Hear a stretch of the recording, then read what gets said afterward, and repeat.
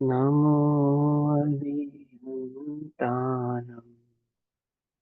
नमो सिद्धानं नमो वायुरियानं नमो ज्ञायानं नमो लोये सबसाहुणम्।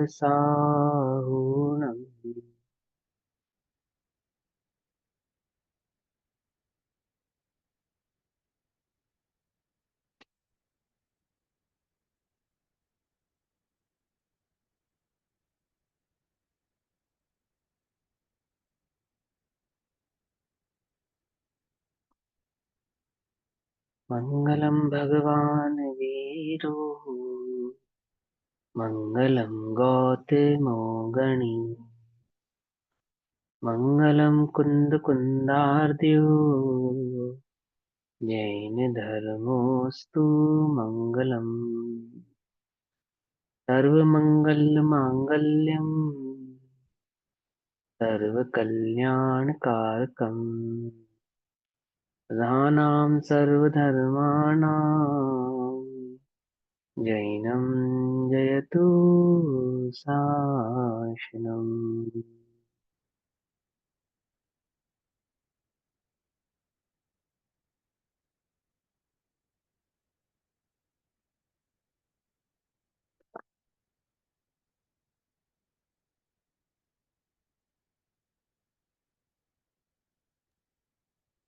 हमारी रात्रिकालीन कक्षा का विषय चल रहा है समाधि मरण संलेखना। आदरणीय श्री छोटे दादाजी के माध्यम से लिखी गई पुस्तिका संलेखना के माध्यम से चर्चा हो रही है। जहां तक चर्चा हुई है उसके आगे की चर्चा करेंगे। Okay sir. आप कह सकते हैं कि ऐसा करने से धर्म की प्रभावना होती है। प्रभावना तो नहीं होती, बल्कि ऐसा वातावरण बनता है कि लोग कहने लगते हैं कि यह तो आत्महत्या है। सरकार भी दबाव बनाने लगती है। यदि कोर्ट ने कुछ कह दिया तो अपने को धर्म संकट खड़ा हो जाता है। अम, हमारा जीवन हमारा जीवन है। धर्म की जिस भी धर्म की रूपरेखा में रिचुअल्स में कहो या धर्म की जिन इकाइयों में सरकार की दखलंदाजी हो या किसी भी पावरफुल व्यक्ति की दखलंदाजी होती है तो उसमें किसी न किसी प्रकार की फिर अवहेलनाएं तो होती है, प्रॉब्लम्स तो क्रिएट होती हैं, हर्डल्स क्रिएट होती हैं, है ना। तो इसीलिए हमेशा से एक बात समझ में आनी चाहिए, जैसे आपकी अपनी धन संपत्ति है, आप उसको उजागर नहीं करते हैं, छुपा के रखते हैं, ठीक है ना। तो आपको डर है कि कोई इसे चुरा ना ले। इसी प्रकार से धर्म एक संपत्ति है। इस धर्म की संपत्ति को छुपा के रखने का मतलब क्या है कि ये प्रदर्शन की विषय वस्तु नहीं है, ये धारण करके कल्याण करने की विषय वस्तु है। इसे धारण किया जाता है और अपना कल्याण किया जाता है। अपने कल्याण के लिए इसको इसको हमने अपनाया है, ना कि दुनिया को दिखाने के लिए, इसका प्रचार करने के लिए, है ना। एक बात हमेशा ये भी ध्यान रखो, छद्मस्त जीव के, मिथ्या दृष्टि जीव के या निचली भूमिका में जीव के जो औदैहिक भाव होते हैं वो सदैव एक जैसे नहीं रहते। उठते गिरते रहते हैं, बनते बिगड़ते रहते हैं। कभी ऊंची भूमिका होती है, कभी नीची होती है। परिणामों की चपलता बहुत तेजी से फ्रिक्वेंटली चेंज होती है। अभी आप भावुकता में आके कोई नियम ले लो और उसको नियम को लेने का फिर उसका डंका बजा दो कि हमने तो ये नियम लिया है, ऐसा नियम लिया है ना। और फिर बाद में वो आपसे पले नहीं, किसी कारण से आपके परिणामों में शिथिलता आ जावे या वो परिणाम आपके गिरने लगे, तब आपके वो जीगा जंजाल नहीं बनने लगते हैं ना। कुछ लोग बच्चे भावुकता में हम तो ब्रह्मचर्य लेंगे, हम तो ब्रह्मचर्य लेंगे, ऐसा 20 22 25 साल की उम्र तक शोर मचाते हैं। फिर बाद में उनको लगता है कि अपने लिए बड़ा मुश्किल है, फिर वो विवाह करने की ढूंढते हैं। फिर बाद में लोग उनसे पूछते हैं, भाई क्यों, तुम तो ब्रह्मचर्य ले रहे थे, तुम तो ब्रह्मचर्य लेने वाले थे, ऐसा कहते हैं ना। तो ये हास का विषय बन जाता है, हास्य का विषय बन जाता है। तो होना क्या चाहिए, पहले धारण करके अपने परिणामों को टटोल कर अपने परिणामों में स्थिरता होने का प्रयास हमें निरंतर करना चाहिए, बस। संवेदनशील पूर्वक होने वाली प्रतिज्ञा तो टूटती है ही नहीं। इसीलिए कहा पंडित टोडरमल जी ने और आचार्यों ने कि विधि तो संवेदनशील प्रकट करने के बाद है, उपरांत है। उससे पहले तो क्या है, सिर्फ भावुकता ही है। लोग क्या कहेंगे, अब मैंने दीक्षा विच्छेद किया अथवा अब मैंने ऐसा कार्य किया तो लोग क्या कहेंगे, मैं कहाँ जाऊंगा, अन्य क्या होगा, आदि आदि इस प्रकार की भ्रांतियां चित्त में पैदा होने लगती, क्योंकि मिथ्यात्व है ना। मिथ्या तो कभी भी सीधा नहीं सोचेगा, मिथ्यात्व हमेशा कैसा सोचेगा, उल्टा ही सोचेगा, है ना। उसको कषाय ज्यादा लगेगी, उसको मान अपमान ज्यादा लगेगा, है ना। उसको लोभ आदि की प्रवृत्ति की वेगना तो ज्यादा होगी, लेकिन धर्म बुद्धि कम होगी, हलुकर्मता कम होगी, सहजता सरलता जीवन में कम होगी। ये तो बहुत ही रेयर चांस होता है कि मिथ्या दृष्टि भी हो और जीव सरल भी हो जाए, बाय चांस की बात है ये। लेकिन ऐसा होता नहीं है। सच्ची सरलता जो होती है वो तो ज्ञानियों के हृदय में ही होती है, जिन्हें वस्तु स्वरूप की सही खबर होती है, सही समझ होती है। कदाचित मिथ्यात्व के साथ भी जिन जीवों की सरलता है, मंद कषाय है, कहीं ना कहीं उनके चित्त में जो सरलता का परिणाम है आदि है, उनका ऐसा ही योग है, ऐसा ही उदय है, परंतु ये कम होता है, बहुत कम जीवों के साथ होता है। अन्यथा तो जिनकी प्रवृत्ति रुचि भोगों की प्रति है और मिथ्या तो छूटा नहीं है, ऐसे जीव भावुकता में आके किसी प्रकार के नियम संयम आदि धारण कर भी लेवे तो बहुत अधिक समय तक उनसे पलते नहीं, और बहुत अधिक समय तक परिणाम उनके ऊंचे बने भी रहते नहीं, वो नीचे गिरते ही गिरते। ये स्वरूप भी है परिणामों का, ये परिणामों का स्वरूप भी है, क्योंकि कषायों में फ्लक्चुएशन होता है ना, उसी के अनुसार परिणामों में भी फ्लक्चुएशन होता है। और उसी फ्लक्चुएशन के आधार से हम बहते चले जाते हैं। थोड़े मंद होते हैं तो हमें लगता है हम बहुत बढ़िया है, थोड़े तीव्र होते हैं तो हमें लगता है हमसे ज्यादा खराब कोई नहीं है। इसी प्रकार की धारणाएं हमारी बनती रहती है। तो जब भी नियम कोई संयम कोई धारण करो, कोई भी धर्म का चरणान्युग का कोई भाव धारण करो, अणुव्रत धारण करो, संलेखना धारण करो, तो बहुत ढोल डपाचे मत बजाओ उसकी, बहुत शोर मत मचाओ उसका। उसकी एक साधना की विधि है, पहले इसको साधना सीखो, चित्त में एकाग्र करना सीखो। ख्याति की चीजें नहीं है ये, समझ में ये बात नहीं समझे। हाँ, ये स्वतः ही अगर तुम्हारी सच्ची होंगी, सम्यक होंगी, तो ख्याति को तो स्वतः ही प्राप्त हो जाएंगी। समझे नहीं समझे। और फिर ख्याति का मार्ग भी नहीं है, ये भी समझो। तीर्थंकर कितने होते हैं, 24 ही होते हैं। और भगवान महावीर स्वामी के बाद से लेकर अब तक कितने आचार्य हो चुके हैं, और कितने आचार्यों को तुम जानते हो। आचार्य हुए कितने हैं, साधु हुए कितने हैं, पर तुम जानते कितने हो। 700 मुनिराज, अकम्पनाचार्य, तो एक अकम्पनाचार्य का नाम हमें मालूम है, और एक सन्मति महाराज का नाम हमें मालूम है, क्योंकि उन्होंने क्या किया था, वाद विवाद किया था। बाकी 699 का नाम बताओ।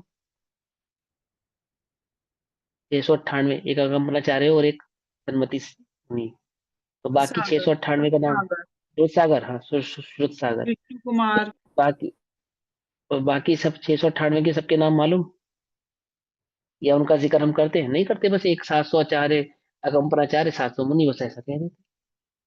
मेरी बात समझ में आ रही है नहीं आ रही है। वो मार्ग ख्याति का है भी नहीं कि लोग हमें जाने, हमने क्या किया ये पहचाने। सिद्ध कितने हुए हैं, जानते कितनों को है कितने कोटा कोटि, कितने कोड़ा कोड़ी मुनिराजों को अर्घ चढ़ाते हो ना जाके तुम सम्य शिखर में, है ना। चढ़ाते नहीं चढ़ाते, हर टोक पे, इस टोक से इतने कोड़ा कोड़ी मुनिराज, इस टोक से इतने कोड़ा कोड़ी मुनिराज, इस टोक से इतना कोड़े कोड़ी मुनिराज। नाम पता है, कथा पता है उनकी, जीवन पता है उनका। टोक किसके नाम से पहचानी जाती है। ये आदिनाथ भगवान की टोक है, ये संभवनाथ भगवान की टोक है, ये अभिनंदन भगवान की टोक है, ये पारसनाथ भगवान की टोक है। टोक 24, और जाने वाले मोक्ष, प्रत्येक टोक से कोड़ा कोड़ी। ये ख्याति का मार्ग भी नहीं है, समझे। मार्ग ये साधना का है, आत्म साधना का है, अपने आनंद का मार्ग है। हमारे महेंद्र भैया कहते हैं, दुनिया जाए भाड़ में, निजानंद रस पियो आड़ में। क्या है ना। ये दुनिया को दिखलाने का काम नहीं है, ये आनंद का मार्ग है, सहजता का मार्ग है, सरलता का मार्ग है। इसमें स्वावलंबी हो, इसका ज्यादा प्रचार प्रसार के चक्कर में मत पड़ो, नहीं तो क्या होने वाला है। विषय चोर बहुत फिरत है, विषय चोर बहुत फिरत है ना। ये चुरा लेंगे तुम्हारे, ये शांति के धन को, सम्यक के धन को चुरा लेंगे। इसलिए इनसे बचने का सबसे बढ़िया उपाय बुद्धू बन के रहना। बुद्धू बन के रहना समझते ना। हम तो कुछ नहीं जानते भैया, हमें तो कुछ नहीं मालूम, समझे। कि कोई कहे अरे तुम तो बड़े ज्ञानी हो। सच्चे ही हम है, क्या बताओ, केवल ज्ञान के समक्ष हम क्या है, श्रुत केवलियों के समक्ष हम क्या है, अंगधारियों के समक्ष हम क्या है, अंगों के ज्ञाता के समक्ष हम क्या है, सम्यक दृष्टियों के समक्ष हम क्या है, ज्ञानी त्यागी व्रति मुनिराजों के समक्ष हम क्या है, अणुव्रतियों के समक्ष हम क्या है क्या, कुछ नहीं है, समझे। ये जो हम कुछ है, ये समथिंग, आई एम समथिंग का जो परिणाम है ना, डुबाने वाला परिणाम। और ये जो प्रचार का परिणाम है कि लोग मुझे जाने, तो ये डुबाने, ये आई एम समथिंग की भावना है कि मैं कुछ हूं, कि लोग मुझे जाने। क्यों जाने भाई तुम्हें, आत्मा को जाने या तुम्हें जाने, बोलो किसे जाने, किसे जाने? आत्मा को जाने या तुम्हें जाने? समझे? मैं अक्सर एक बात कहता हूँ, मिथ्या दृष्टि के चित्त में एक भावना व्याप्त होती है कि सारी दुनिया धर्म समझे, परंतु वह धर्म मुझसे समझे। क्या कुछ बात समझ में नहीं? सारी दुनिया धर्म के मार्ग में लगे, धर्म समझे, परंतु उसका मीडियम कौन होना चाहिए? उसका मीडियम मैं होना चाहिए। ये है सबसे बड़ी गड़बड़। कुछ बात समझ में नहीं है यार, ये बड़ी खतरनाक बीमारी है। इसको हल्के में नहीं लेना, है ना? दो चार लोगों को स्टेज पे देख के अंदर में जो परिणाम आता है, अरे हमें भी दुनिया समझे, बट डूब गए बच्चों, अब नहीं बचने वाले तुम। अब नहीं बचने वाले, इनसे बच के रहना चाहिए। तो ज्यादा ख्याति के चक्कर में ना पड़ते हुए, हम कितना जानते हैं अथवा हमने कितना किया है, इससे ज्यादा बेटर है कि आप कितने डूबे हो, आपने उसका कितना आनंद लिया है। ऐसा। चलो ये आगे। हमारा जीवन है, इसमें किसी का हस्तक्षेप नहीं है, नहीं होना चाहिए। यदि हम शांति से चुपचाप कुछ करें तो हमें कोई कुछ नहीं कहता, पर जब हम अपनी किसी क्रिया को, कार्य को भुनाने की कोशिश करते हैं, तब हजारों झंझटें खड़ी हो जाती है। सही बात है। शांति से अपने कार्य को करोगे तो कोई कुछ नहीं करेगा। बहुत ज्यादा तुम चाहोगे कि सब जाने जाने जाने, तो सब लोग उसमें इन्वॉल्वमेंट लेने लगते हैं, क्योंकि तुम चाहते हो कि वो इन्वॉल्व लें, इन्वॉल्व हो। तुम चाहते हो। तो इन्वॉल्वमेंट होना तब जब तुम चाहोगे, तो सभी भांति भांति प्रकार के जीव हैं। उसी उसी विषय वस्तु को कोई अन्य तरीके से देखेगा, कोई अन्य तरीके से देखेगा, है ना? अपने दिगंबर मुनिराजों के लिए देखो, कुछ लोग क्या कहते हैं कि नहीं होना चाहिए, ऐसा नहीं होना चाहिए, इस काल की अपेक्षा से ऐसा नहीं होना चाहिए, ऐसा कहते नहीं कहते? अब ये समय नहीं है नगन रहना का, ऐसा कहते हैं। ये भावना आज की नहीं है, चौथे काल से यही भावना है। बोलो राजा श्रेणी क्या कह रहा था? क्या कह रहा था? कि नगन नहीं होना चाहिए, अच्छा नहीं है, आपत्तिजनक है ना? और प्रथमा नित्य को कितनी कहानियां पढ़ाऊं। आदिनाथ भगवान के जमाने से शुरू हो गई थी ये बात कि भगवान आप नगन क्यों घूम रहे हैं, आप वस्त्र धारण कर लीजिए, आप ये वस्त्र ले लीजिए। कुछ बात समझ में नहीं?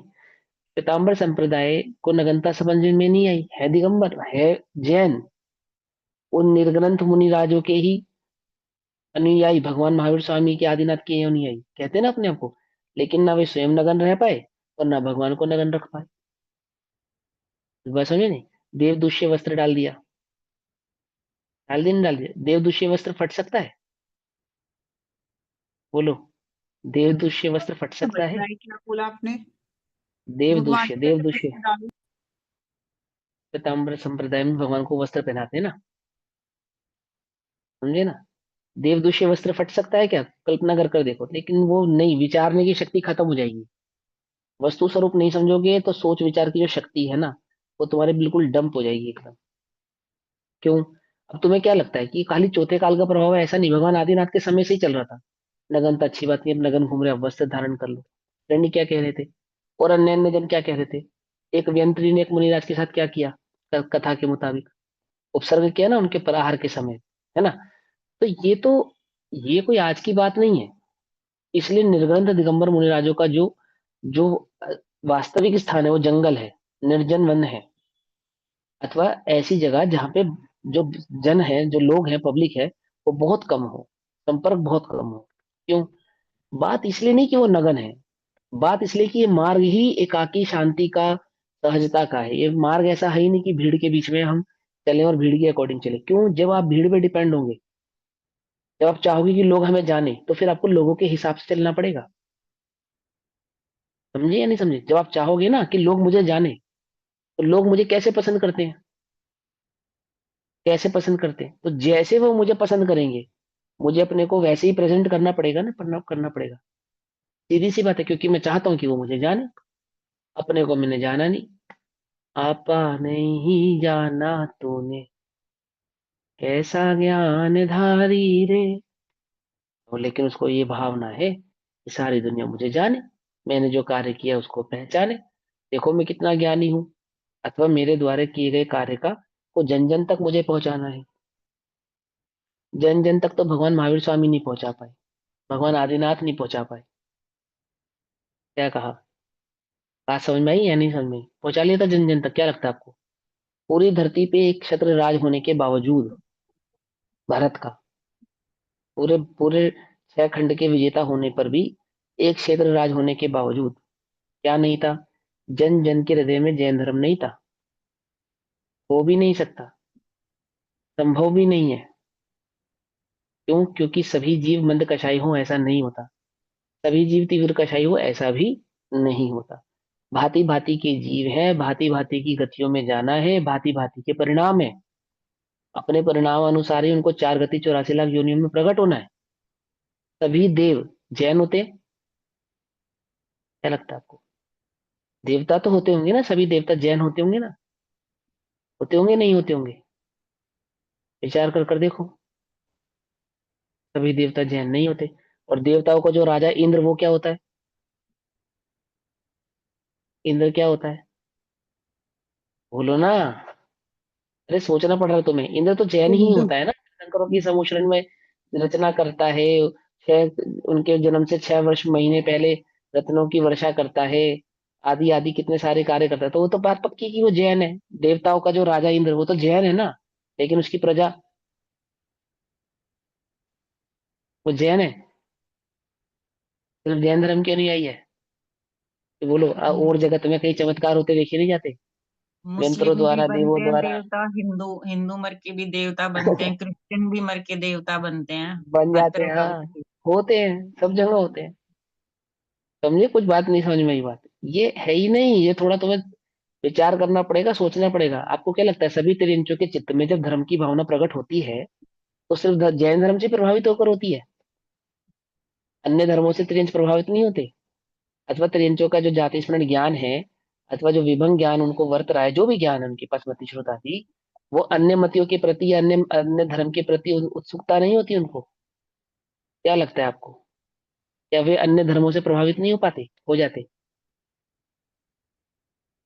बोलो। यदि तुम होते आंख हैं। खोलकर देखोगे तो तुम्हें समझ में आएगा। समझे? तब तुम्हें बात समझ में आएगी। बात ये है कि जो वस्तु स्वरूप का जो धर्म है ना, ये किसी किसी विरले को ही प्राप्त होता है, दुर्लभ है संसार में एक यथार्थ ज्ञान। किसी विरले को ही प्राप्त होता है।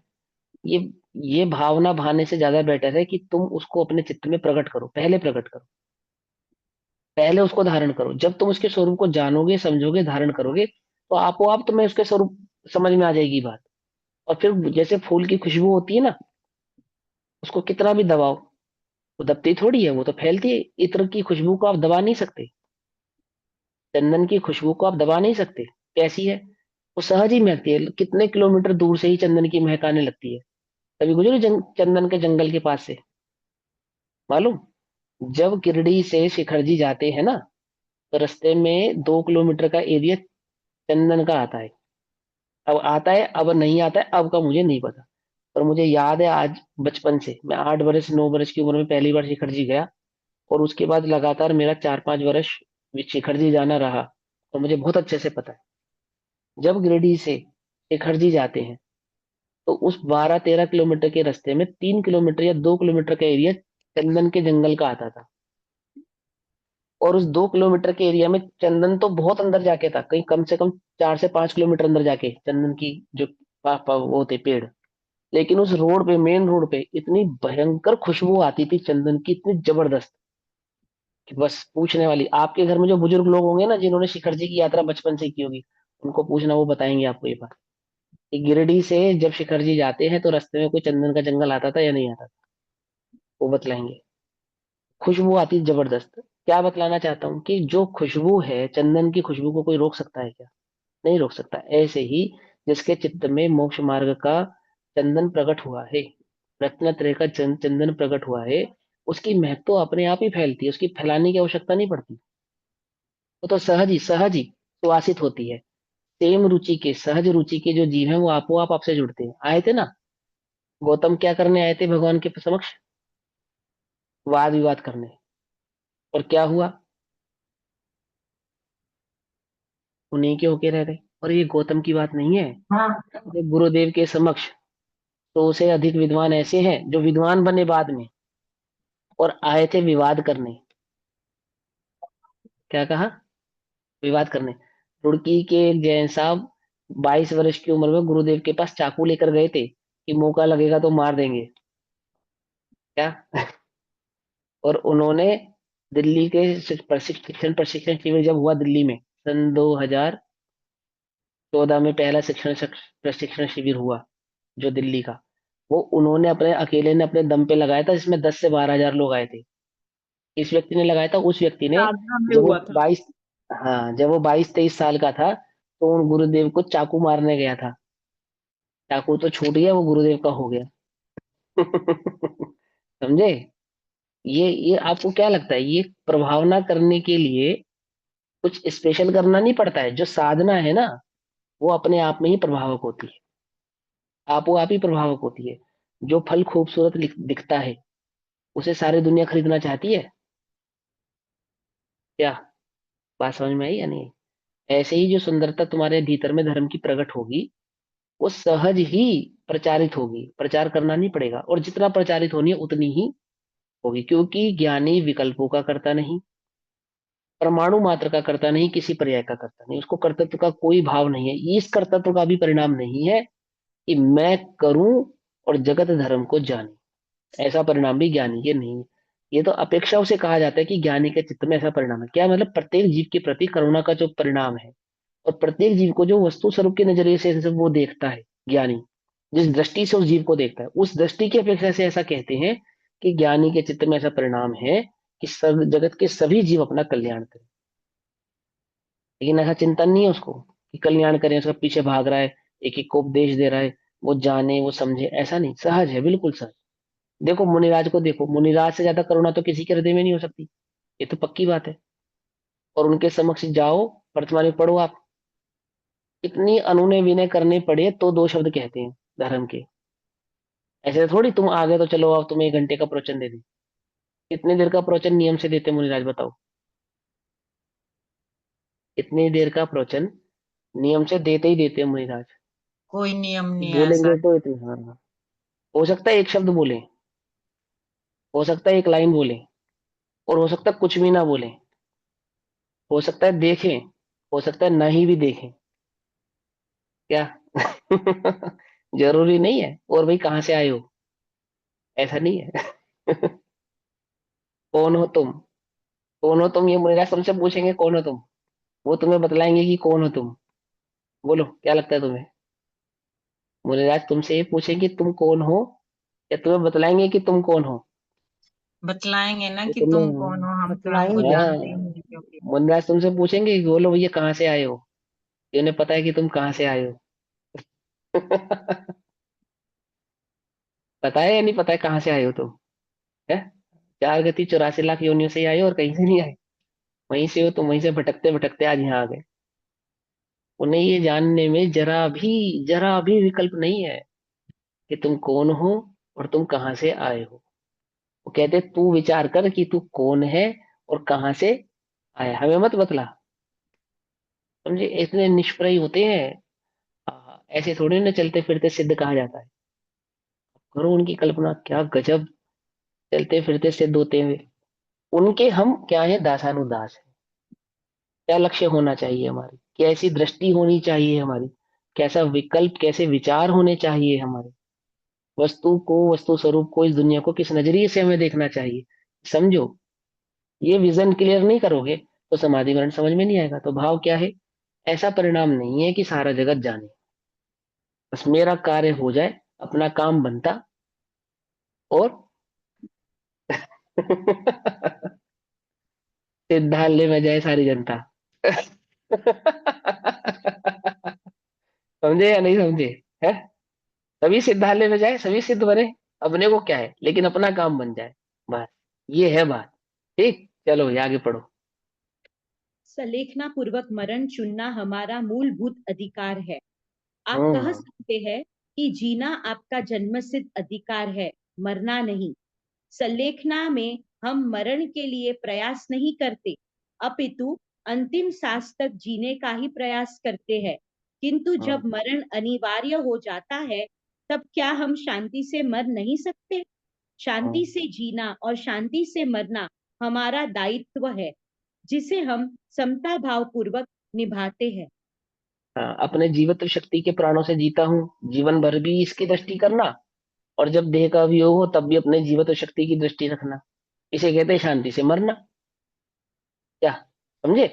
मरना तो ये हमें लोग की अपेक्षा से कहना पड़ रहा है मरना, ये तो बस मजबूरी है ना। जब देह का वियोग होगा तो उसको मरण कहते हैं। ये एक मजबूरी का शब्द है, ध्यान रखना। क्यों मजबूरी का शब्द है? क्योंकि मेरा कभी मरण होता नहीं। अब मजबूरी में मुझे कहना पड़ रहा है कि हाँ भैया चलो ठीक है मरण। कुछ बात समझ में नहीं आ रही है? तुम स्त्री हो पुरुष हो? स्त्री, ये मजबूरी होना लगना चाहिए तुम्हें।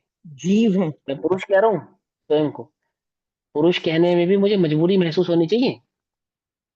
मजबूरी का शब्द है, लोक में रहेंगे ना तो लोक व्यवहार की मजबूरी निभानी पड़ेगी, कहना पड़ेगा मैं पुरुष हूँ आप स्त्री हैं। क्या वास्तव में हम पुरुष या स्त्री हैं? पुरुष और स्त्री की संगत व्यवहार भी निभाएंगे, पुरुष और स्त्री भी कहे जाएंगे। कोई पूछेगा हमसे तो ऐसे ही कहेंगे, इंट्रोडक्शन भी ऐसे ही कहेंगे। पर फील क्या होना चाहिए आपको? अपनी गरीबी, अपनी कमियां, अपनी खामियां कोई सहजता से बता देता है? सहजता से स्वीकार लेता है? बोलो, विचार कर कर तो देखो। क्या हम अपनी खामियों को, अपनी खामियों को, अरे थोड़ा सा पेट भी बाहर निकलता हो ना तो आदमी उसे छुपाना चाहता है? क्या छुपाना चाहते हैं? छुपाना चाहता है ना? या तो सांस रोक के, पेट अंदर खींच के, टाइट कपड़े पहनकर, बेल्ट लगा के, और जाने क्या क्या। और कोई कह दे कि तुम्हारा थोड़ा पेट भरा है, नहीं ऐसा कुछ नहीं है, वो तो थोड़ा बस आज थोड़ा ज्यादा खा लिया और ऐसा और वैसा। मैंने एक्सेप्ट नहीं करता। और देखो हम कितनी सहजता से एक्सेप्ट करते हैं क्या कि हाँ हम स्त्री हम पुरुष एकदम सीना तान के। अरे तुम्हें मजबूरी लगना चाहिए भाई रे भाई। कुछ बात समझ में नहीं? ऐसी ये मरण भी क्या है? ये मरण मरण नहीं है। तो मरण की ओर देख रहे हो, तुम्हें वस्तु स्वरूप समझ में नहीं आया। ये तो सहजता का मार्ग है, जब हम जीवित शक्ति के आधार से जी रहे, ये जानने के बाद जब देह की वियोगता का समय आया, वो काल आया जब इस देह से वियोग होने का समय आया, तब भी हम अपनी जीवित शक्ति को नहीं भूले। इसको कहते हैं शांति से मरना। जीवित शक्ति को नहीं भूले ना, शांति से, बिल्कुल शांति से। जब हमने कोई गलत कार्य नहीं किया तो हम बिल्कुल शांति से किसी भी प्रकार के सवाल का जवाब देने के लिए तैयार है। कुछ बात समझे? अपनी जेब में बहुत धन हो, बिल्कुल कोई कमी नहीं, अतः संपत्ति अपने पास। फिर अब धन संपत्ति किसी प्रकार की कोई टेंशन है? कोई टेंशन नहीं है, बिल्कुल सहज है हम। धन संबंधी कोई समस्या है ये देख लेंगे। अथाह संपत्ति के मालिक है ना। ऐसे ही अथाह जीवत शक्ति के मालिक होने पर जो मरण आदि के कालों के समय में किसको देखते हैं? किसको देखते हैं? बोलो बोलो। राजा को ये विकल्प करना पड़ेगा, धन कहाँ से आएगा? तो राजा है। खंड की विभूति चक्रवर्ती को ये विकल्प थोड़ा करना पड़ेगा कि धन धन संबंधी समस्या का विकल्प, टेंशन चक्रवर्ती को हो सकती है? नहीं हो सकती ना। फिर काय का चक्रवर्ती जो धन के विषय में भी सोचने पड़े? नो नो, निधियों का मालिक है वो। चिंतामणि रतन है उसके पास, जो उसकी निधियां जो उसके पास प्रकट है। विकल्प करने से पहले तो वस्तु प्रकट हो जाती है। ऐसे व्यक्ति को क्या ये सोचना पड़ेगा धन कहाँ से आएगा? नहीं ना। ऐसे ही जिसने जीवित शक्ति को देखा है, क्या उसे ये विकल्प करना पड़ेगा मरण के समय क्या होगा? बोलो। करना ही नहीं पड़ेगा। क्यों? क्योंकि वो जानता है कि जीवित शक्ति का धारी में चैतन्य कभी मरता नहीं। ऐसे जिसको दृष्टि हुई, ऐसे जीव का जो मरण काल है वो कैसा है? सहज, जो एकदम शांत है। क्यों भैया मर रहे हो? क्या भैया, जैसा तुमको लगे। क्यों? जैसा तुमको लगे ठीक है। हमें पता है ना, जीवित शक्ति के धारी होने के कारण मेरा कभी मरण होने वाला नहीं। ऐसे जो आत्म बल पूर्वक देह का वियोग होता है, उसे कहते हैं शांति से मरना। ये तो हमारे हाथ में है, हम शांति से मरे। ठीक है ना? ऐसा चलो भाई, पढ़ो आगे पढ़ो। इस बात को हम अनेक बार स्पष्ट कर आए हैं कि जब मृत्यु एकदम अनिवार्य हो जावे, बचने का कोई उपाय शेष न रहे, तभी संलेखना ग्रहण करें। यद्यपि यह सत्य है कि हमारी अंतरंग क्रियाओं से किसी को कुछ भी लेना देना नहीं है, तथापि यह भी सत्य है कि हमारे आडंबर किसी को स्वीकार नहीं होते। अतः हम्म, आडंबरों से बचना हमारा परम कर्तव्य है। आडंबर मतलब बहुत ज्यादा दिखावा, दिखावे का काम, उसको आडंबर कहा। जो न्याय नीति संगत जो कार्य करने योग्य और होने योग्य उनको आडंबर नहीं कहा। आडंबर किसको कहा? जो जबरदस्ती का दिखावा है। उस जबरदस्ती दिखावे से तो सबको परेशानी आपके होने वाली ही है। और जो सहजता है तो सहजता है, ठीक है ना, उसमें कोई आपत्ति नहीं है। आगे। संपूर्ण समाज से हमारा विनम्र निवेदन है कि प्रभावना के नाम पर ऐसी परिस्थितियां पैदा न करें जिससे किसी को हमारे धर्म में हस्तक्षेप करने का मौका मिले। हम्म, प्रभावना के नाम पर कोई भी कार्य जब आप प्रभावना के नाम पे करो तो इस बात का 1000 बार विचार करो। क्या कि ये प्रभावना का कार्य जो मैं कर रहा हूँ, इसका हस्तक्षेप करने का, अन्य जीवों को कुछ बोलने का उसमें मौका मिलेगा या नहीं मिलेगा। जैसे ये इस संदर्भ में लिखी गई तो संलेखना के संदर्भ में, तो संलेखना का जो बहुत अधिक प्रचार प्रसार किया जाने लगा है ना। देखो आपको एक बार बताता हूँ। ऐसे मैं किसी को टारगेट करके नहीं कह रहा हूँ, लेकिन मैं आपको एक उदाहरण के रूप में समझा रहा हूँ इस बात को। गुजरात के श्वेतांबर संप्रदाय में एक संप्रदाय है। उस संप्रदाय के सभी साधु शतावधानी है। ठीक है, शतावधानी समझते हो? मालूम है शतावधानी किसको कहते हैं? नहीं? नहीं।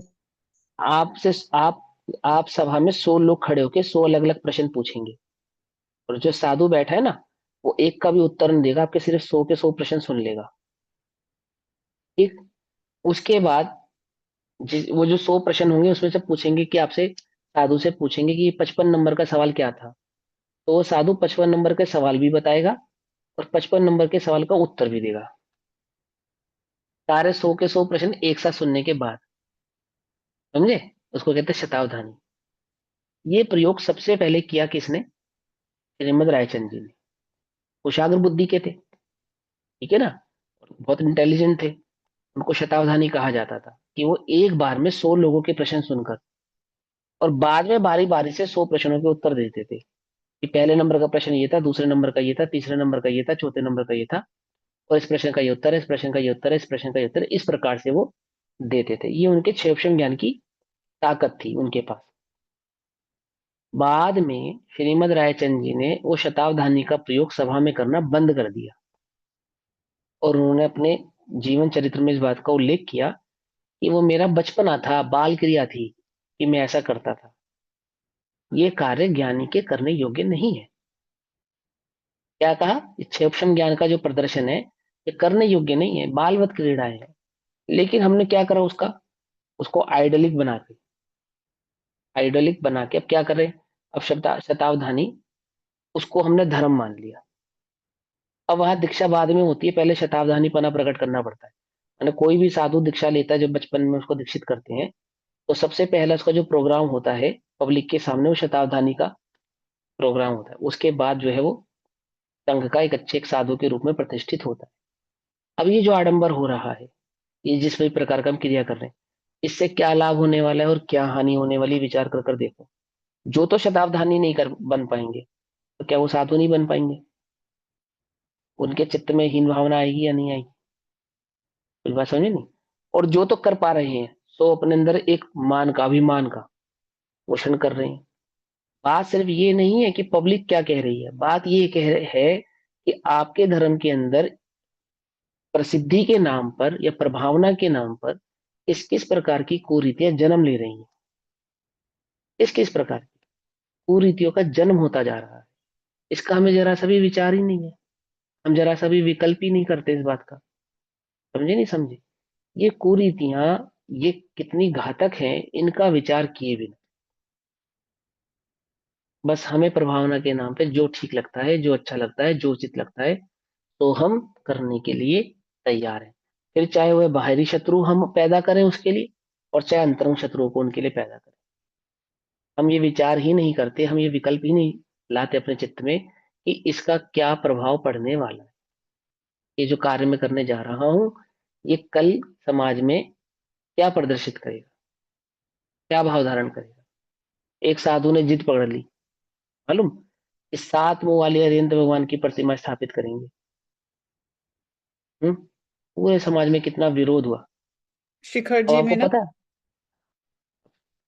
छोड़ो उसको कहाँ हुआ, लेकिन अब वो की कल्पना करो, ये विरोध और मुखर होता तो जिनके भगवानों के ऑलरेडी पंचमुखी हनुमान, चार मुखी ब्रह्मा और जाने कितने मुखी शिव, वो क्या कहते कि बहुत मुख वालों को तो जैनी भगवान ही नहीं मानते। क्या? जिसके बहुत फेस होते हैं, बहुत मुख होते हैं, उसको तो जैनी लोग भगवान ही नहीं मानते। क्या होता फिर? कुछ बात सुनी नहीं? जैसे अन्य मतों के धर्म स्थल तोड़े जाते हैं ना, ऐसे आपके भी तोड़े जाते। तोड़े जाते नहीं तोड़े जाते, ये कोई समझने को कोई तैयार नहीं है। किसी की बुद्धि में ही नहीं घुस रही है बात कि हम कर क्या रहे हैं। पास में दूर भगावे बुरी रीतियां सुखद रीति का करे प्रचार। बहुत शांति प्रिय धर्म है ये। तब जब वस्तु स्वरूप की दृष्टि से देखा समझा और अनुभव किया जाए तब। और जब बेमतलब की जिद और बेमतलब के प्रयास किए जाए और ऐसा विकल्प और ऐसा विचार किया जाए कि ये प्रभावना का कार्य होगा, प्रभावना का अंग बनेगा, ये तो गलत है। अब हम कर्म की बात करते हैं। नमोकार मंत्र पढ़ने से पला रोग दूर हो जाएगा, यदि चक्र विधान करने से रोग दूर हो जाएगा, अथवा भक्तामृत स्तोत्र पढ़ने से इससे अमुक अमुक प्रकार की परेशानियां दूर हो जाएगी। ये अच्छी बात है, ये बुरी बात है? क्या लगता है आपको? अगर तो किसी की दूर हो गई तो ठीक, और जिसकी दूर नहीं हुई उसका उसका क्या है? क्या नियम है कि सबकी दूर हो ही जाएगी? कोई नियम है इसका? क्यों? कर्म के आगे तो किसी की नहीं चलेगी ना। जो साक्षात धर्म की मूर्ति है, जब ऐसे स्वयं भगवानों को, स्वयं स्वयं मुनिराजों को ही उपसर्ग झेलना पड़ता है, तो तुम श्रावक होगे, तुम्हें नहीं झेलना पड़ेगा? तुम्हें क्या लगता है? तुम ज्यादा धर्मात्मा हो, मुनिराज कम धर्मात्मा है। तुम ज्यादा अच्छी भक्ति कर सकते हो, मुनिराज कम भक्ति करते हैं। सच्ची भक्ति किसकी कही है बोलो? सच्ची भक्ति किसकी कही है? ज्ञानी की भक्ति सच्ची भक्ति है ना? है या नहीं? या अज्ञानी की भक्ति सच्ची भक्ति?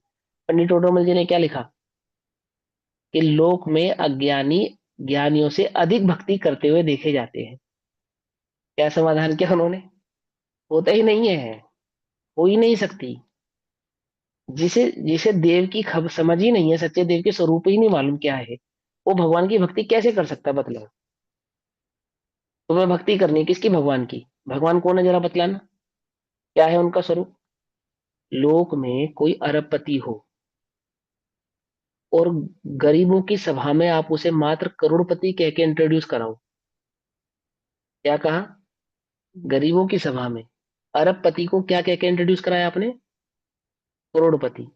तभी बहुत महिमा आ रही है, वो करोड़पति। लेकिन उस अरबपति से पूछो उसको कैसा लगा, पूछो उसको। वो कहेगा जनाब आपने हमारी इंसल्ट कर दी, बेइज्जती कर दी आपने हमारी। कैसे बेइज्जती कर दी? हम है अरबपति और आपने कहा हमें करोड़पति। लेकिन सब तो बड़े आश्चर्यचकित हो रहे थे कि वो छोड़ो सब क्या हो रहे थे, हम अरबपति है। वो क्या कहेगा? जब करोड़पति सुन के वो इतने आश्चर्यचकित हो रहे हैं तो अरबपति सुन के कितना होते। उसकी दृष्टि कहाँ रहेगी? बात समझ में ही नहीं आई? तो ये तो लोक में है। लोक में कोई अपने गुण के स्तर से नीचे गिर के अपनी प्रशंसा सुनना पसंद नहीं करता।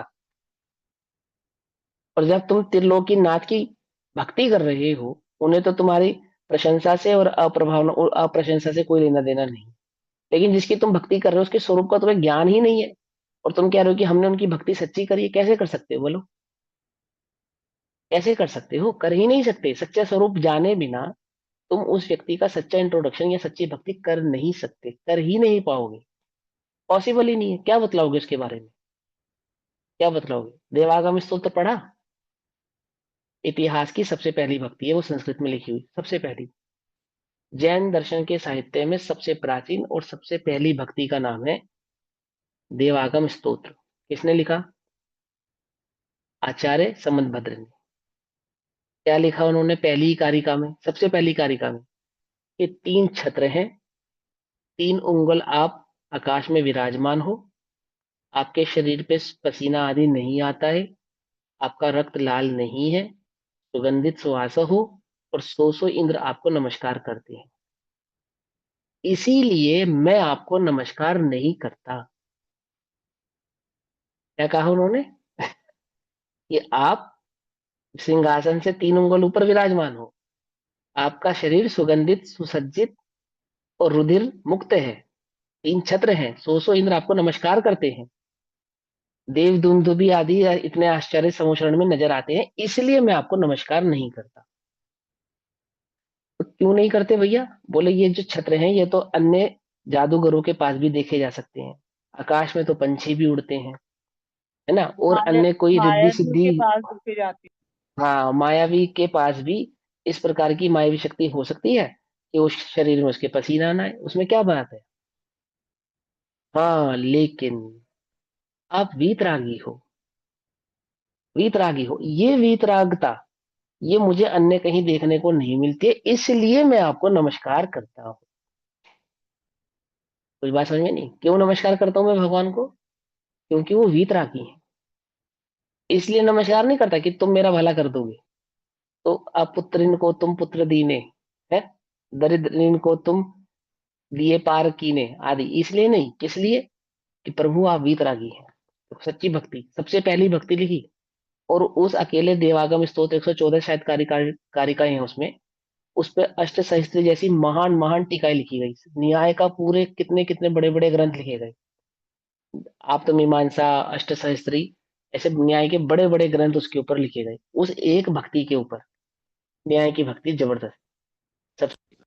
तो बात यह है कि भगवान की जो वास्तविकता है, भगवान का जो वास्तविक स्वरूप है, वो ज्ञानी ही जानते हैं, अज्ञानी तो जानते ही नहीं है। और जो वास्तविक स्वरूप की ज्ञाता है वे ही सच्चे प्रभावक हो सकते हैं, चाहे जैसे कोई भी कुछ भी करके प्रभावक बनता नहीं, अज्ञानी तो कदापि नहीं। और ये अज्ञानी है जो कि इस प्रकार के कार्य करता है प्रभावना के नाम पे, कि वह जो धर्म है अन्य लोगों के समक्ष कैसा हो जाता है, लजायमान साबित होता है, अथवा अन्य जीवों को या विधर्मियों को इस धर्म के अगेंस्ट में कुछ ना कुछ टिप्पणी करने का, कुछ ना कुछ कहने का और किसी ना किसी प्रकार के हस्तक्षेप करने का मौका मिलता है। आई बात समझ में? तो क्या नहीं करना? पहला काम वस्तु स्वरूप समझना, और वस्तु स्वरूप समझ के अपना कल्याण करना, बस। अपने सही कल्याण के मार्ग पे चलोगे, प्रभावना ऑटोमेटिकली होगी ही होगी, ऐसा। चलो भाई आगे पढ़ो। जिन्होंने इसे महोत्सव कहा है, उन्होंने भी महान मुनिराजों पर आए संकटों की, उपसर्गों की चर्चा करके संकटग्रस्त सल्लेखनाधारियों को ढांढस बंधाया है। अतः वहां उत्सव जैसी कोई बात नहीं है। हाँ, तो तुम्हारे ये कौन दुख है, वस्तु स्वरूप विचारो भाई, है ना। जो बड़ा समाधि मरण है ना, वो पढ़ोगे आप, तो उसमें यही बतलाया गया है कि किन किन मुनिराजों पे किस किस प्रकार से उपसर्ग हुआ, और इतने इतने प्रकार के उपसर्ग होने पर भी देखो उन्होंने कितनी शांति और कितनी वीरता के साथ इस देह का त्याग किया। ऐसा कहकर जो समाधिस्थ जीव है, छपक जीव है, उसको हिम्मत दिलाते हैं, साहस बंधाते हैं। उसमें क्या महोत्सव की बात है? ठीक है ना, कौन से महोत्सव के नेग्लेक्ट कर रहे हैं? जिसको दुनिया ने महोत्सव बना रखा है उस महोत्सव का नेग्लेक्शन है यहाँ पे। वास्तविक महोत्सव तो है ही उस जीव के पास, अन्य के पास तो है ही नहीं। क्योंकि सच्ची महोत्सवता क्या है? अंतर में परिणामों की जो उत्सुकता है, प्रसन्नता है, चित्त में जो एकाग्रता है, वो वास्तविक महोत्सव है। तो अपनी कल्पना कर कर देखो, तुम समाधिस्थ हो, कैसा होना चाहिए तुम्हारा चेहरा और कैसा होना चाहिए तुम्हारा चित्त? वो तो परिणामों को ही उजागर करेगा ना। लेश्या, चेहरे की जो लेश्या है वो आपके अंतरंग परिणामों को ही दर्शाती है। बहुत ज्यादा चिंतित व्यक्ति का चेहरा देखो कैसा होता है, कैसा होता है। अब हालांकि ये कोई नियम नहीं है, लेकिन फिर भी अपेक्षाकृत बात है कि बहुत ज्यादा चिंतित व्यक्ति हो या बहुत ज्यादा भोग उपभोग में जिसने अपना जीवन गुजारा, उसका चेहरा कैसा हो जाता है? जब तुम दुखी होते हो तो तुम्हारा चेहरा कैसा होता है बताओ? दुख के काल में, है ना, झाइयाँ पड़ती है ना, लटक जाता है ना, मुरझा जाता है ना, कुम्हला जाता है ना, कि कुम्हला जाता है ना। और जब अंदर से प्रसन्न होते हो तब कैसा होता है? खिलावा होता है एकदम। तुम्हारे को देख कर ही सामने वाला व्यक्ति प्रसन्न हो जाए, इतना प्रसन्न चेहरा होता है। होता है नहीं होता? हाँ। ऐसे ही जिसके चित्त में प्रसन्नता प्रकट हुई है आत्मबल, कैसा होगा वो? रोता हुआ, तड़पता हुआ, दुखी, और ये चिंतन करता हुआ, इस माला फेरता हुआ कि ये भगवान बस किसी तरह इस प्राणों को हर ले। ये है समाधि मरण।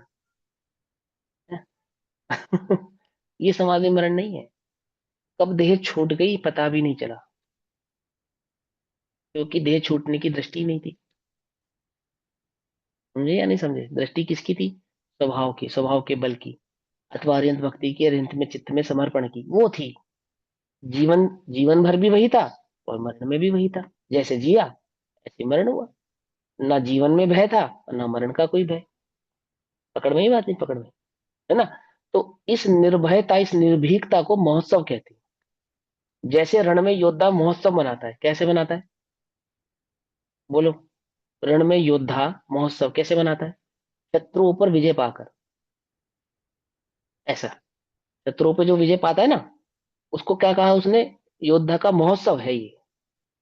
ऐसे ही आत्मार्थी का महोत्सव क्या है? पांच इंद्रिय के विषयभूत कषाय आदियों पे जो विजय प्राप्त की है उसने, अपनी इंद्रियों पे जो विजय प्राप्त की है, चार कषायों पे जो विजय प्राप्त की है, इस विजय को वो, उस विजय को महोत्सव कहा है वहां पे। समझ में आई बात, नहीं समझ में आई, है ना। इनके अधीन नहीं हुआ, उसके गुलाम नहीं हुआ, क्या हो गया? क्या हो गया? स्वाधीन हो गया। तो वह कितने बजे उठते हो सो के? कि भैया उठा नहीं जाता, गुलाम हो तुम तो, उठा नहीं जाता तो क्या?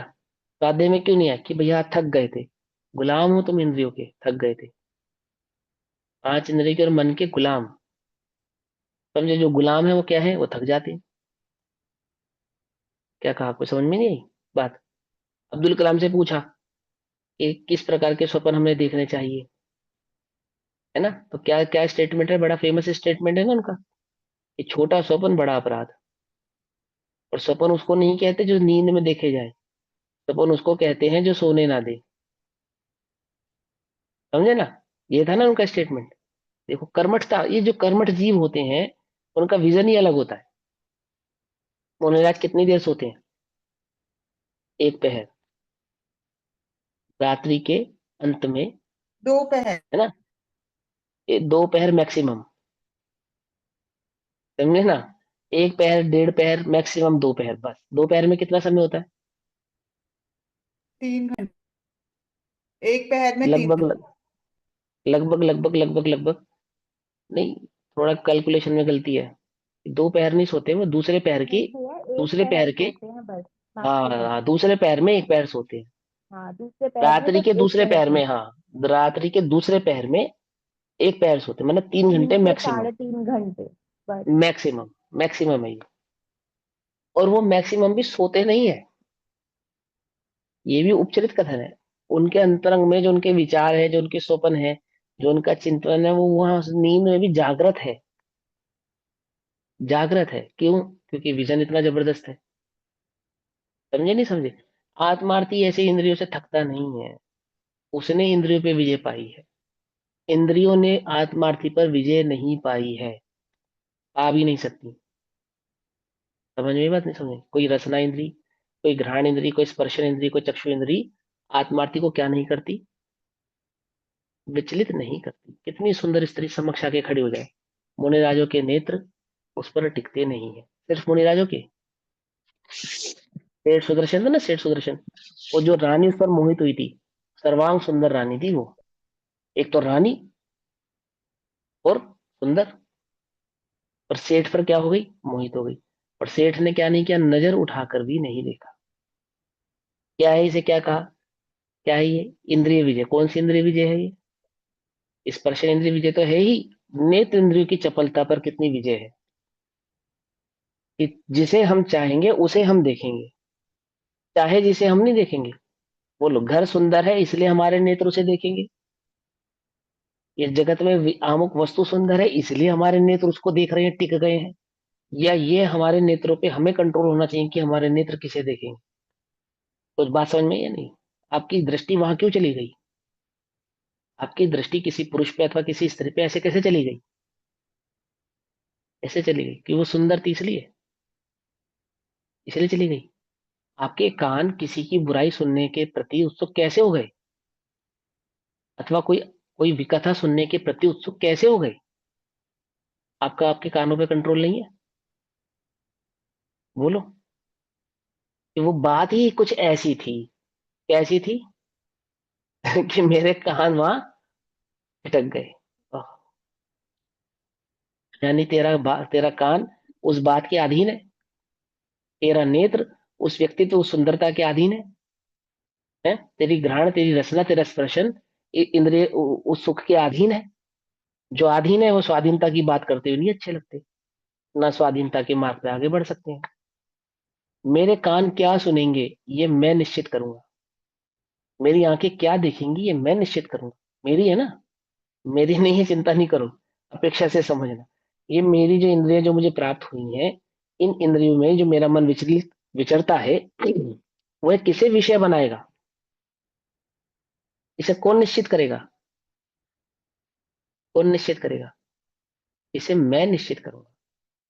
इसे अन्य कोई निश्चित नहीं करेगा। किसी ने आके बताया, क्या बताया कि XYZ स्पॉट में खड़ा होने वाला चाट वाले भैया की चाट बहुत टेस्टी है। अच्छा, एकदम मुंह में पानी आया। ओहो, चलो। क्या चले? कि बहुत लोग उसकी चाट की तारीफ करते हैं, तो चलो आज चखकर, चलकर देख ही लेते हैं, है ना? देख लेते, नहीं देख लेते हैं? ऐसी बातें, ऐसे अवक्ष पदार्थों के प्रति आत्मार्थियों को रुचि नहीं होती। नहीं होती क्यों? अपने अधीन है ना इंद्रिय, इंद्रिय हमारे अधीन है, हम इंद्रियों के अधीन नहीं है। आई बात समझ में? ऐसे ही वो जो मृत्यु के समय जो प्रसंग बना है ना, क्या है वो वहां पे महोत्सव, कि चित्त इंद्रियों के अधीन नहीं है, ये उस चित्त का महोत्सव है। महोत्सव है। आई बात समझ में या नहीं समझ में आई? ऐसे महोत्सव को ना, लोक में जिसको महोत्सव कहते हैं, ऐसा महोत्सव नहीं। जैसे रण में योद्धा ने दुश्मनों पर विजय पाई है, ऐसे हमने जो 5 इंद्रिय के विषयों पे विजय पाई, इस विजय पताका का नाम वहां पर महोत्सव है, जो साझी होती है, शांति प्रदायक होती है। आई बात समझ? चलो आगे पढ़ो। हमने संलेखना को कुछ इस रूप में प्रस्तुत कर दिया है कि संलेखना एक ऐसी क्रिया है कि जिसमें बहुत कष्ट होता है, बहुत पीड़ा होती है, पर ऐसी बात बिल्कुल नहीं है। तो तेरे को कौन कष्ट है, मृत्यु महोत्सव महत्व भारी। इस पंक्ति हाँ, ने जलती आग में घी डालने का काम किया है। एक भयानक हाँ, चित्र प्रस्तुत हो गया है। हाँ। कि तेरे चित्त में कौन दुख है, मतलब इस भाव ने कि जैसे कि मृत्यु का जो प्रसंग है, वो कोई दुख का प्रसंग है ना?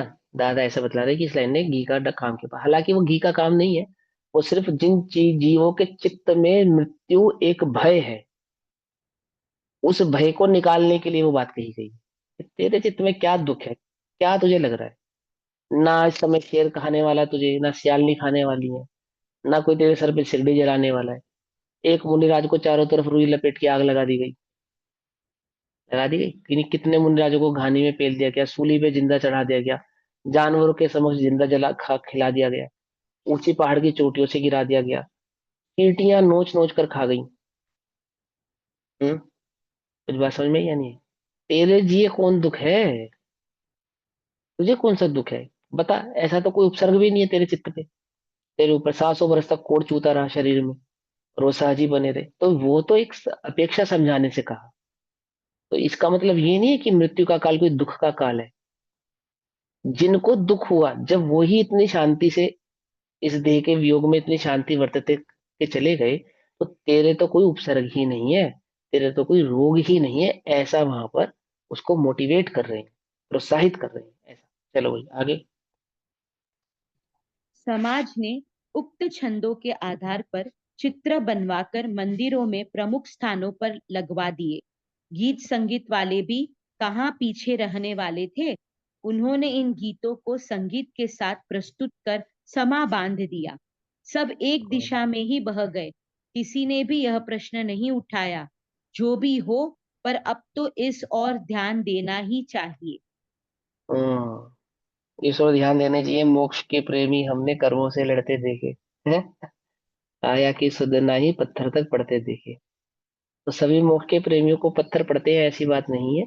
वहां पे तो चित्रण करना चाहिए था मृत्यु के समय होने वाली ज्ञानी के आनंद की अनुभूति, उसकी सहजता की अभिव्यक्ति, और उसके चित्त में दृढ़ता का प्रादुर्भाव किस प्रकार से प्रकट होता है।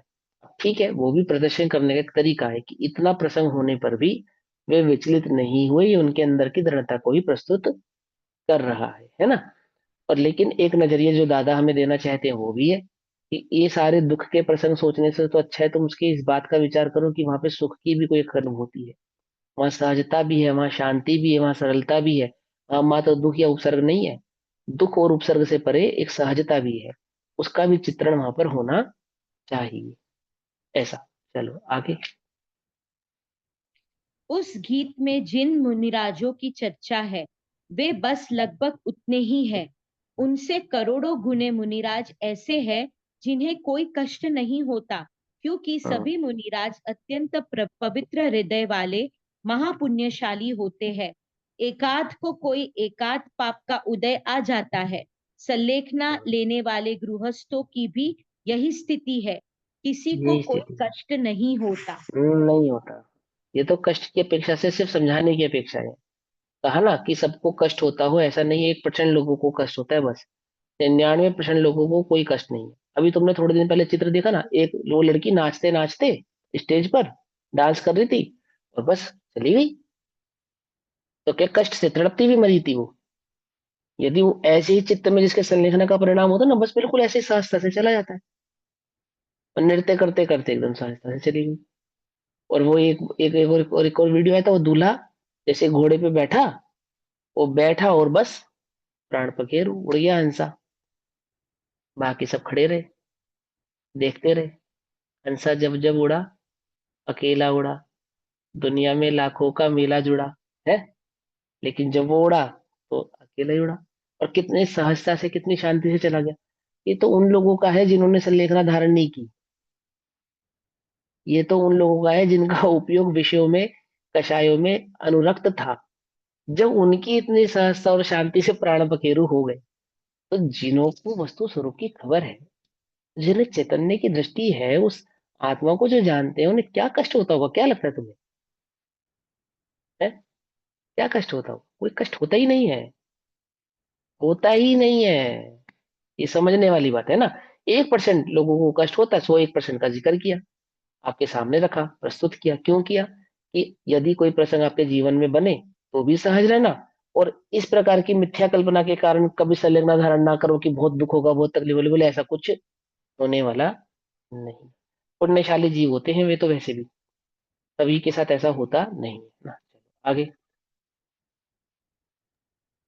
यदि हम सावधान रहे और सॉरी, पंडित सदा सुखदास जी के उदाहरण में जिन कष्टों की चर्चा की है वे सभी को होंगे ही, ऐसा नहीं है। कभी कदाचित किसी को हो जावे तो क्या करे, तदर्थ मार्गदर्शन दिया है। सभी को होते हैं ऐसा नियम नहीं है, और कदाचित किसी के हो जाए तो उसका मार्गदर्शन किया है कि भाई देखो, तुम्हारा जो कष्ट है और जिनको कष्ट हुआ उनकी तुलना से अपने को नाप कर देख लो। जैसे जैसे युद्ध में वीरों की कथा सुनाई जाती है ना, गाथा सुनाई जाती है। युद्ध में जाने से पहले एक एक गाथा सुनाई जाती है। ठीक है ना, क्या कहते हैं उसका, एक अच्छा सा नाम है बहुत, शौर्य गाथा। तो क्या कह रहे, उस शौर्य गाथा में क्या करते हैं कि वो जो वीर लोगों ने युद्ध किया और उसमें जो उन्होंने अपना साहस दिखाया, उस साहस का वहां पे बखान किया जाता है, ताकि अब जो युद्ध करने जा रहा है ना, यदि उसके समक्ष कोई ऐसी परिस्थिति आ जावे तो डरे नहीं, घबराए नहीं। ऐसे वो वीर गाथा का उद्घोष किया जाता है उसके चित्त में कि भाई घबराना नहीं, डरना नहीं। क्यों? अंदर में भय है, मृत्यु के प्रति अंदर में भय है। भय 4 प्रकार की संज्ञा है, उसमें भय नामक संज्ञा इस जीव को निरंतर बनी रहती है। 7 प्रकार के भय निरंतर ही बने रहते हैं, ऑलवेज बने रहते हैं। अब क्या होगा, कल क्या होगा, कैसे होगा, कैसे नहीं होगा, है ना। ऐसे इस लोक का भय, परलोक का भय, धन संपदा का भय, आदि आदि, अकस्मात भय, अकस्मात रोग भय, मृत्यु भय, आदि आदि, इस प्रकार के भय निरंतर बने रहते हैं। तो उन भयों से निर्भीक करने के लिए, निशंक करने के लिए इस प्रकार के प्रसंग उदाहरण दिए जाते हैं। ठीक है ना। अभी कितना रह गया ये? So we are on page number 41, 42, 43, 44, हाँ चार ठीक है, पेज। ठीक है, अभी तो बहुत है। ठीक है, तो अभी तो समय हुआ, बाकी चर्चा हम कल करेंगे। तब तक के लिए सभी को जय जिनेन्द्र। ओम नमः सिद्धेभ्यः। निज निधि निज में बताई, यह अनंत उपकार है, उसके लिए जिनवाणी माँ को वंदना शतबार।